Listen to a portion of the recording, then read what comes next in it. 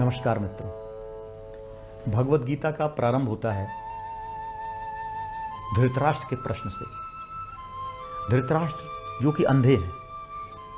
अंधा होना समस्या नहीं है, समस्या है मोह में अंधा होना।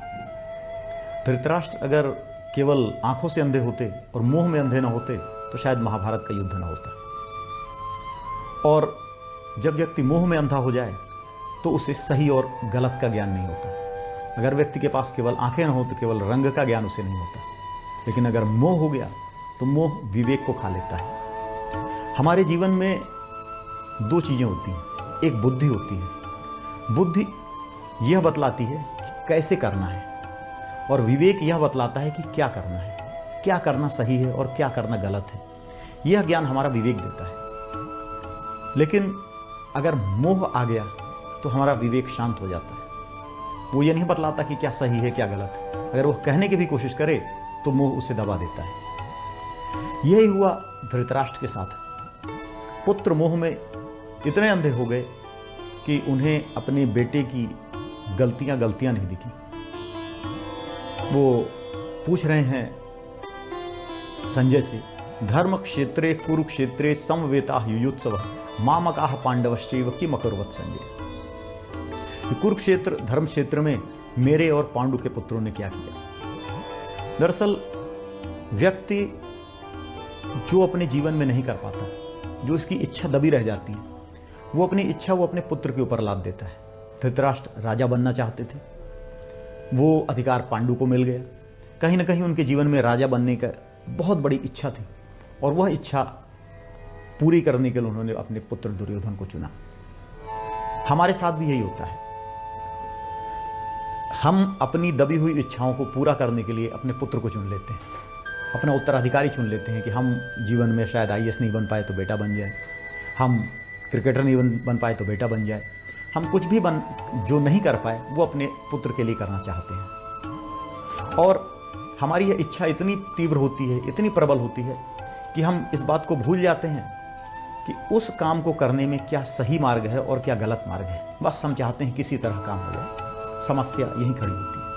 इस बात में कोई बुराई नहीं कि हम अपने बच्चे को अच्छी शिक्षा दें, अच्छे संस्कार दें, बड़े सपने दें, इसमें कोई बुराई नहीं। लेकिन इस बात में बुराई जरूर है कि हम अपनी महत्वाकांक्षाएं उस बच्चे पर लाद दें। हमें ध्यान होना चाहिए कि हमने बच्चा पैदा किया है, गुलाम पैदा नहीं किया। और जब हम अपनी इच्छाएं अपने बच्चे पर लादना प्रारंभ करते हैं तो न केवल समस्या हमारे लिए होती है, समस्या उस बच्चे के लिए होती है। हो सकता है कि वो बच्चा वो करने के लिए बना ही ना हो जो हम सोच रहे हैं। अगर एक माँ बाप बच्चे को फुटबॉलर बनाना चाहते हैं, बाप फुटबॉलर बनाना चाहते, हो सकता है बच्चा फुटबॉल खेलने के लिए बना ही ना हो, वो कविता के लिए बना हो, लेकिन उसको फुटबॉल में लगा दिया गया, उसको उस काम में लगा दिया गया। यहाँ से जीवन की समस्या प्रारंभ होती है। भगवत गीता एक समस्या का चित्रण कर रही है अपने पहले ही श्लोक में कि जो गलत कर दिया गया है उसको रोकना होगा। आज अगर आप अपने जीवन में अपने बच्चों से अपनी इच्छाओं को पूरा करवा रहे हैं तो उस पर विचार करना है, उसको रोकना है, और आपको एसेस करना है। न्यूट्रल एक असेसमेंट होना चाहिए कि हमारा बच्चा वो काम कर सकता है या हमारा बच्चा वो काम नहीं कर सकता। यही बात अगर धृतराष्ट्र समझ जाते और दुर्योधन को रोक लेते। दुर्योधन वह अहंकार है। हम अपने जीवन में अपने अहंकार को पालते हैं, पोसते हैं, बड़ा करते हैं, ईगो, और एक दिन वह ईगो इतना बड़ा हो जाता है कि वह हमारे अपने हाथ से बाहर निकल जाता है।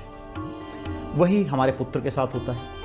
हम आज वर्तमान में देखें, जीवन में बहुत सारे लोग ऐसे हैं। हम पॉलिटिशियंस देख लें, एक्टर्स देख लें, जो सक्सेसफुल लोगों की संतानें हैं, और पिता ने अपनी इच्छाएं अपने बेटे से पूरी करानी चाहिए। कई क्रिकेटर आए जो असफल हो गए, राजनेता हैं कुछ जो असफल हैं, कुछ फिल्म एक्टर हैं जो असफल हैं। अगर उनको उनकी इच्छा के हिसाब से, उनकी प्रकृति के हिसाब से कार्य करने और उनको चुनने की स्वतंत्रता दी गई होती तो वो सफल होते। हमें भी ये देखना है कि हम क्या करने के लिए बने हुए हैं। पुत्र को ही देखना है कि उसकी अपनी इच्छा क्या है, उसको समझना पड़ेगा कि उसके जीवन का उद्देश्य क्या है, वो क्यों पैदा हुआ है, वो क्या करने के लिए बना है, किस चीज़ से उसको खुशी मिलती है। वो उस चीज़ को ना करे, उसी चीज़ को करे जिसके लिए वो पैदा हुआ है, ना कि अपनी पिता की मोह में पड़कर अपनी पिता की इच्छा को पूरा करने का प्रयास करे। अगर वो ऐसा करेगा तो खुद तो दुखी रहेगा ही, क्योंकि अगर एक व्यक्ति मैथ्स पढ़ने के लिए नहीं बना, कविता के लिए बना है, वो कितना ही मैथ्स पढ़ ले वो असफल हो जाएगा, वो खुद भी दुखी रहेगा और अपने पिता को भी दुखी करेगा।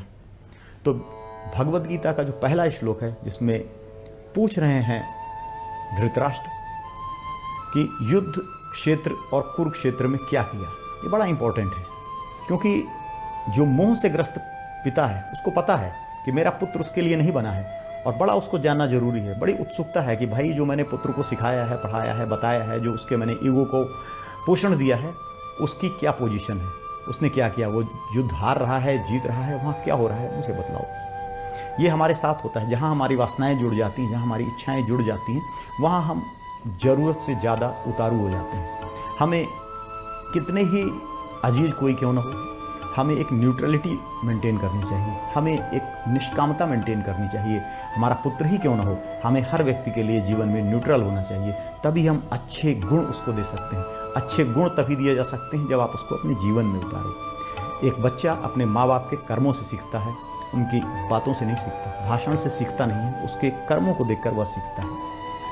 तो भगवद गीता का पहला उद्देश्य, पहला श्लोक हमारे जीवन में बहुत बड़ा संदेश लेकर आता है कि किस तरह अगली पीढ़ी पर को हम संदेश दें, किस तरह हम अपने जीवन की इच्छाओं को अगली पीढ़ी पर न ला दें।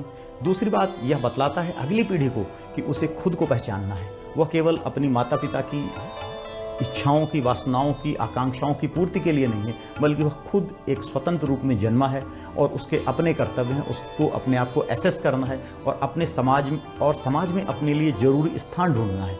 उसके बाद उसे आगे बढ़ना है, तभी वो आगे बढ़ सकेगा। तो भगवद गीता का पहला श्लोक है जो कि हमें ये बतलाता है कि किस तरह हमें जीवन जीना है।